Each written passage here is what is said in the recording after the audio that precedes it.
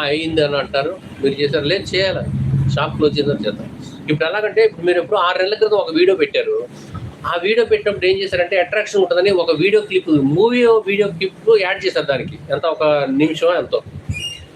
అది మామూలుగా రన్ అయిపోయి ఉంటుంది. కానీ మోనిటైజేషన్ అయ్యేటప్పుడు అవి బయటపడతాయి. అవి బయటపడినప్పుడు ఏమవుతుందంటే మనం కంపల్సరీగా డిలీట్ చేయాల్సింది. దానికి స్ట్రైక్ పడిపోతుంది.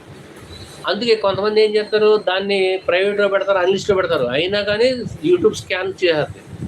ఇది రివ్యూకి వెళ్ళినప్పుడు మన ఛానల్‌లో ఎన్నైతే ఉన్నాయో అవన్నీ కూడా చెక్ చేస్తారు వీడియోస్. అందుకనే మనం 6 నెలల క్రితం అప్లోడ్ చేసిన వీడియో డిలీట్ చేసామనుకోండి, ఈ 6 నెలల నుంచి వచ్చిన వాచ్ టైమ్ ఏదైతే ఉందో ఒక 500 గంటలు వచ్చిందనుకోండి, అదంతా పోద్ది. అది తీసేస్తాయి. అది అందుకే డిలీట్ చేయొద్దంటారు. కాబట్టి మనం వీడియో పెట్టేటప్పుడు 1కి 2 సార్లు ఒక్కసారి వీడియో అప్లోడ్ చేసామంటే డిలీట్ చేయకుండా ఉండాలి. కరెక్ట్‌గా ప్రతి పాయింట్ దగ్గర కేర్‌ఫుల్‌గా